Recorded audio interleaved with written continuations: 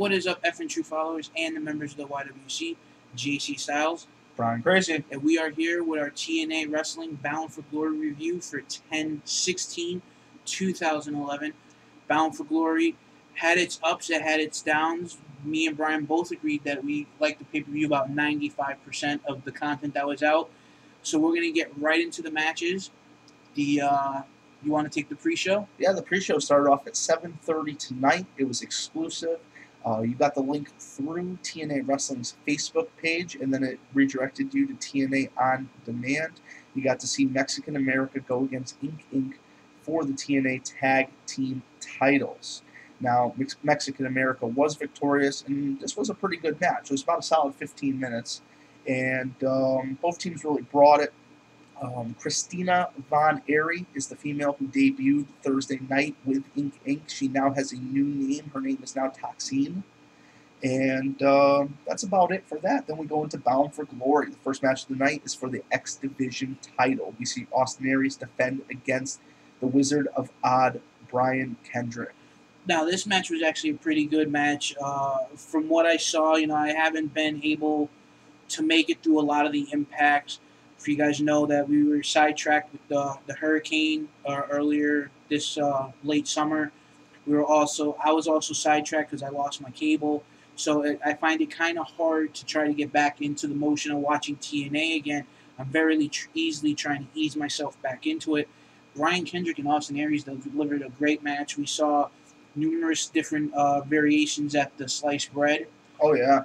And he hit sliced bread so hard on Austin Aries, he actually stood back up and flopped back over. I mean, I've never seen anything quite like that. And then I thought it was real funny that at one point where Austin Aries went for his brain buster, Mike Tenay goes, "Oh, is he setting him up for the brain buster?" Well, obviously, Mike, he's setting him up for the brain buster. That's like Michael Cole saying Vintage Orton when he hits the friggin' DDT. Well, Taz is like, "I'm carrying you." I think Mike Tenay is like the most professional announcer going today. Yes. I mean, the only one that really holds anything to him is like Jerry the King Lawler. We're talking about completely opposite styles. Exactly. We're talking about professionalism. Mike Tenay is the bar for announcers that want to be, professional to meet. Yes. Then we go into the next match. Well, we didn't announce the winner. I apologize. We see Austin Aries retain after hitting the brain buster like DDT for the 1-2-3. Your champion successfully defended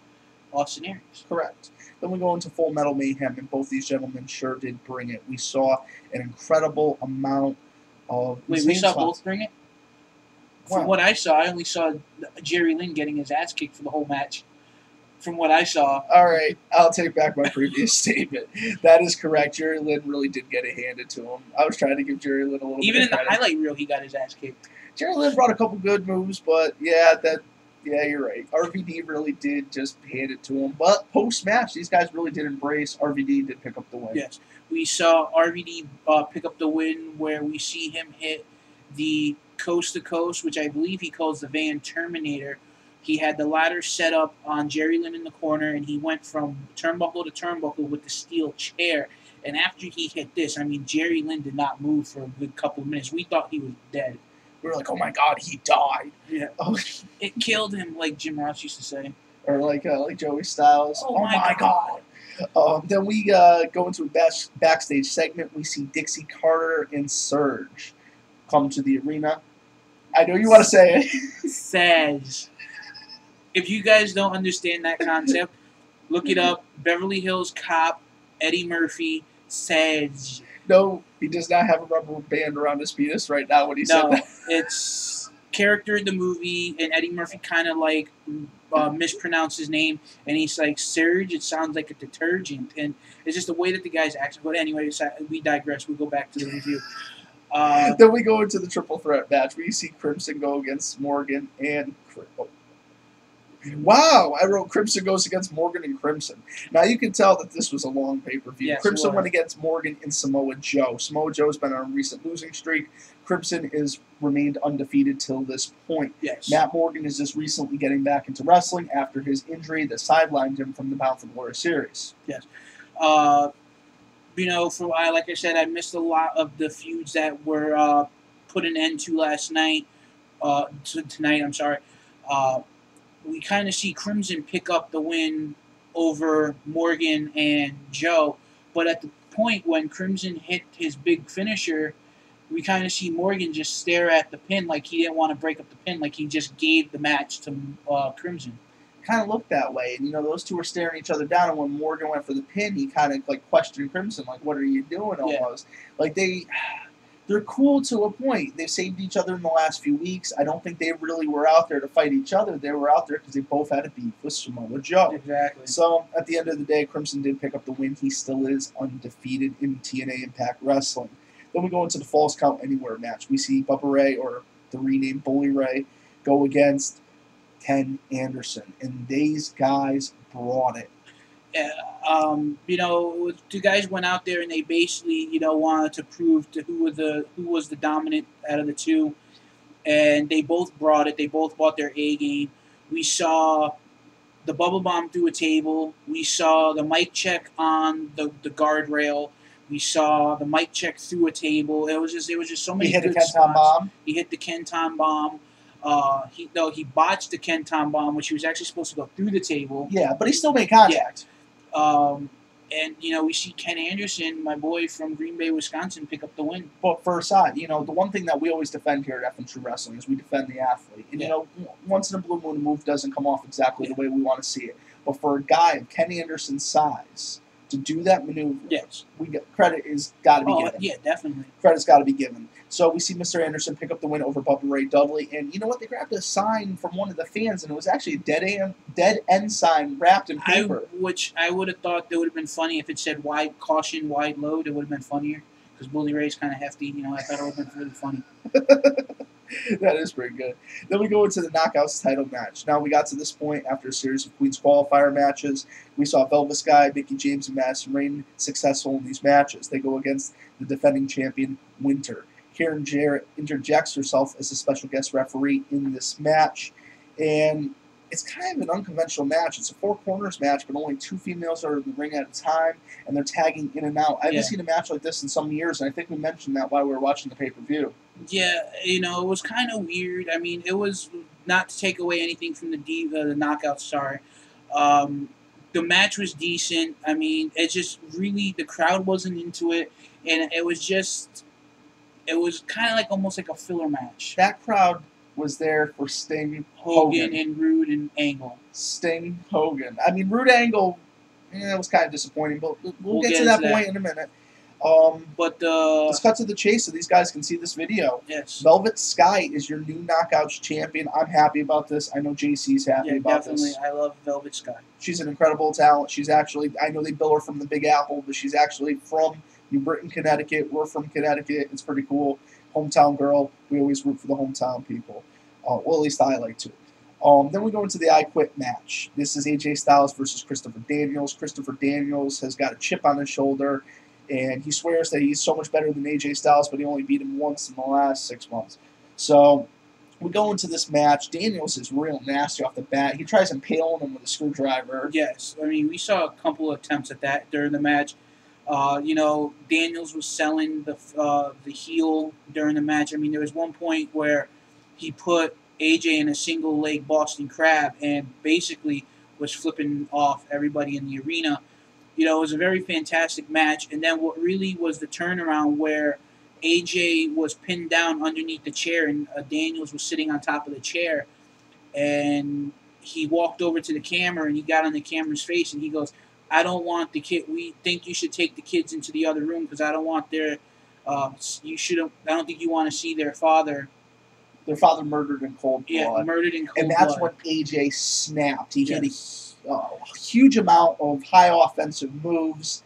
Yes. Got to the point where he held Daniels basically in the corner with the screwdriver. Daniels is like, I quit, please don't hurt me. He kind of took the coward's way out. And then goes running out of the ringside area. I mean, back to the stage. AJ goes walking up the ramp, and then Daniels comes back and gets, takes the cheap shot, takes the low road, attacks AJ Styles on the ramp, and Daniels is like, "You never beat me. You gave up. A win is a win." Exactly. A win is a win in AJ's book, and a W is a W, and an L is an L. So then we go into Jeff Jarrett, the founder of TNA Wrestling, comes out and cuts a promo. He does not want Jeffrey Nero Hardy in the building. He feels like he's disgraced the company that he's founded. And I mean, in real life, I kind of understand where he's coming from a little bit. The situation at Victory Road was unacceptable, but people do make mistakes in their lives, and everybody deserves a second chance. I've always been a huge fan of Jeff Hardy, and, you know, we wish him the best here at F and True Wrestling. We don't want to see anybody go through a hard time because, you know, if it ever happened to us, yeah. You know, not saying that particular situation, but any situation, we want to see that happen to us. You know, for Jeff's, you know, I think what Jeff needs is Jeff needs his family, and by family I don't mean Matt, because right now, as everything that's going on with Matt outside of wrestling is a bad influence on his brother right now. Jeff needs to surround himself with people that are caring, that know what's good for him. He needs someone in his life to tell him no. Seek religion. A lot of people who have had a lot of problems and encounters with drugs and personal demons who have become born again Christians. Ted DiBiase, Senior. We saw Shawn Michaels. Well, I think fair enough, because we could get into some really controversial ground here. We probably shouldn't go into the religion aspect too much. I mean, I am Roman Catholic by religion. I know JC is as well.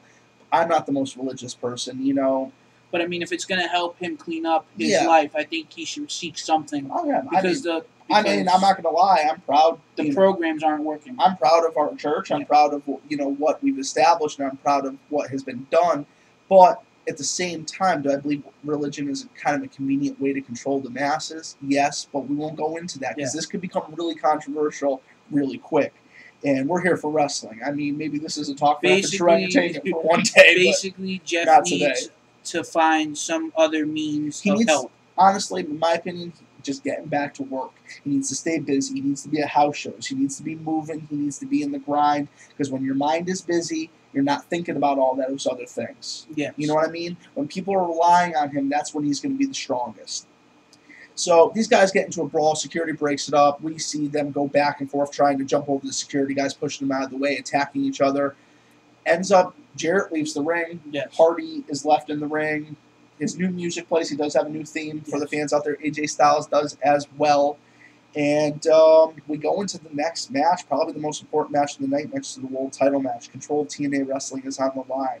The crazed icon Sting goes against the immortal Hulk Hogan. Now, going into this match, I was thinking it was going to be one of those kind of matches where we see, you know, one really tired wrestler and one really still wrestler that can go and kind of like basically try to carry the match to make the other guy look good. At some parts, Hogan did look good. Some parts, Hogan did look bad. I mean, the guy's had 7 back surgeries in a year. He's gone through several knee injuries, and I believe he had a hip replacement. Well, this is kind of my opinion of the match. The match started off a little slow. Hogan obviously was showing some ring rust. Some of the maneuvers that he was pulling off didn't really come off exactly the way they should be. But, like JC said, you got to keep all that stuff in consideration. That's the one thing at F and True Wrestling that we do respect is the athlete. Because, you know, the shape that Hulk Hogan was in, to give that match for the fans, he could have been paralyzed easily enough. And to do that for the fans because he believes in Hulkamania and he believes that it's still alive, you know, Hulk Hogan, round of applause for you. But, like I said, the match started off a little slow. The stack was really, the odds were stacked against Sting. Oh, it was. We found out that well, I knew. But Garrett Jackson. Jackson James is actually Garrett Bischoff, who is Eric Bischoff's son. I knew this, but it was revealed in the storyline. Tonight. Yes. And you thought that the referee was going to be against him. You see Ric Flair return. You think he's going to be against him. Ric Flair is pounding him with a foreign object.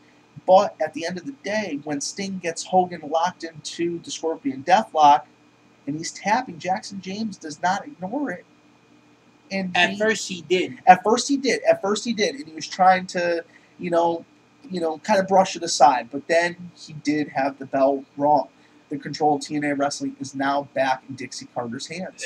Post-match, we see all of Immortal come out, and basically we see them all jump on Sting, and then we see Hogan basically climbing up, pulling himself back up in the corner, and Sting starts to crawl, and it says, "Hey man, come on, you know, help me, Hogan, help me, help me." And then we see Hogan like look at the crowd, and the crowd was getting him hyped up. He started hulking up. He ripped the shirt off, and he basically took it to Immortal. Now, the one thing I didn't understand is that you saw Abyss peek out through the curtain, but yet Abyss didn't come down to the ring. Because this is the way I look at it. Abyss was originally loyal to Hogan before Immortal even started. Yes. Remember, he was Hogan's like first soldier. So I wonder if Abyss is somehow going to be aligned with Sting and Hogan. And this is kind of reminiscent of the storyline in WWE where Hogan, ended up splitting away from the NWO. Exactly. And then we saw the NWO go against Hogan, and it was Rock, correct? Yes. And Immortal versus Hogan and Sting. It's kind of reminiscent. And possibly Abyss. And possibly Abyss. Now, Immortal still looks like they're going to be a dominant faction regardless of who's in control of TNA Wrestling. I mean, you still got Eric Bischoff, who I guess is now the new lead guy. Flair's back, which I don't think Flair's going to easily side with Sting after all the stuff they've gone through. And I think his alliance with Hogan was out of convenience because Hogan was the boss. I don't think he's going to follow Hogan now that Hogan doesn't have the power. But at the end of the day, like we said, Sting won the match. Dixie Carter is in control of TNA Wrestling. Then we go into the World Heavyweight title match. We see the winner of the Bound for Glory series, Bobby Roode, go against the current TNA Heavyweight Champion, the Olympic gold medalist, the 1996 Summer Games winner, Kurt Angle.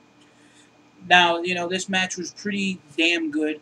I'm not going to take anything away from Kurt Angle. He was fighting through a pulled hamstring to fight the facts of what Taz said, that he had a pulled groin. It was a pulled hamstring. He admitted it on an interview he did Friday on NBC Philadelphia affiliate. Yeah, and I also did an update this morning that he had to back out of 2 appearances. He had to back out of an autograph signing, and he had to back out of, I believe he was going to be interviewed for the radio. I have it in my notes, but yeah, he had time to rest up the hamstring. Exactly. Or was he in the gym trying to work out the injury? I mean, either way. It could have been a lot of factors. He was trying to focus on other things other than these commitments. Plain and simple, Robert Roode brought it, and not a lot of people thought that he can hang with Kurt Angle. Oh, he locked him in the crossface more than 5 times. Yeah, I mean, we saw him hit his spine buster. We saw him hit the payoff early in the match. It was a really good. He countered the Angle slam and turned it into this huge arm drag. Yeah. I mean, it was just incredible maneuvers. And I was rooting for Robert Roode because I'm a big Beer Money fan. I was even a big fan of Robert Roode when he was with Team Canada. I know Brian was rooting for Robert Roode, but he was also rooting for Angle. And with everything that's going on, I thought it would have been a pretty good idea to put the strap on Roode. But with some controversial outcome, and I don't know if it was on the ref's part, but Angle basically grabbed the rope as he was pinning Roode, but also Roode had his arm underneath the bottom rope, and the referee, when he was coming down for the 3 count, he kind of stopped and froze for a second and then hit the mat. It's almost, honestly, it's almost like a controversial. The referees wear a headset. He probably received instructions like, turn your damn head because you're about to throw off the finish of our match. And, they probably started running over in time because they're only allotted so much time on these pay-per-views. And this pay-per-view actually was, for the first time in quite some time, this match went off the air at 10:52. Exactly. And you got to think, these guys are bound to a contract. This is a business. They're out to make money and also to be successful. Do you go to work not to make money? Do you work for free? So come on. I mean, people are so harsh, but they don't realize the realities of the situations that are going on here. Exactly. When we first started this, we didn't see the whole picture. And every time we sit down and do a video, and every time me and him have a discussion, we understand a little bit more and a little bit more and a little bit more. Are we on the Dusty Rhodes level? Hell no. No. Will we be there someday? Sure. Yes. Hopefully. And even at that point, Dusty Rhodes will still be on another level than us. But I think you guys get the point. So for the rundown of the pay-per-view, we have a new Knockouts champion in Velvet Sky. We saw Hulk Hogan return to the red and yellow. Yeah, he abandoned Hollywood and returned to Hogan, unless he's going to keep the Hollywood bonker like he did in WWE. Dixie is now back in control of TNA, and Kurt Angle is still your TNA World Heavyweight Champion, along with Mexican America, who is your TNA Tag Team Champions. Austin Aries is still your X Division champion. Exactly. and we officially have a name for Christina Von Erich. Her name is Toxine. Yes. So, guys, for the taglines of this video, please check out F and True Entertainment and the F and True Click and all the members of the Click and Most Extreme Wrestling. We are Pro Wrestling. We are Pro Wrestling, the WCWI. Also, please check out some of our earlier content from earlier in the week, past videos. Please click that subscribe button up top if you have not already. Comment, like, let us know your thoughts of the pay-per-view. Creative criticism, but keep it to within limits. We don't want to just see you bash the product. No, we want your honest thoughts. Yes. And if your thoughts maybe be a little harsh, that's all right, as long as they're honest. Just don't say it to join, the whole movement. Oh, this was horrible because 5 other people said it was horrible. If you saw it firsthand and you really didn't enjoy it, that's your opinion. You are entitled to your opinion. I like your opinions. JC likes your opinions. But if you're just going to go out there and follow the crowd and make unintelligent comments, keep them to yourself. I think that's what you're trying to say, right? Much, yeah. yes. So, guys, thanks for checking this out. For F and True Wrestling, Brian Crazy, JC Styles, and have a good night. And we'll see you back tomorrow with Monday Night Raw from Mexico City. Catch you later.